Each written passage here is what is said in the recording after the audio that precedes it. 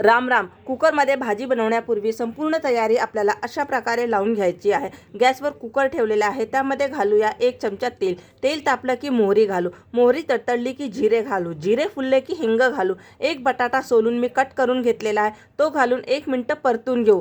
मिरची आणि लसूणची पेस्ट घालून 1 मिनिट परतून घेऊ. थोडीशी फोडणीमध्ये कोथिंबीर घालू. मस्त टेस्ट येते. मिक्स करून घेऊ. मसाले घालू. हळद, 1 चमचा लाल तिखट, धणेपूड, गरम मसाला घालून अर्धा मिनिट मसाले परतून घेऊ. आता यात निवडलेली गवार घालून बटाट्यांसोबत मिक्स करून घेऊ. आता यात भाजी शिजेल इतपत पाणी घालून मिक्स करून घेऊ. चवीपुरतं मीठ, थोडासा गूळ घालून मिक्स करून घेऊ.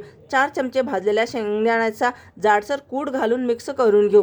झाकण लावून मीडियम फ्लेमवरती 1 शिट्टी काढून घेऊ.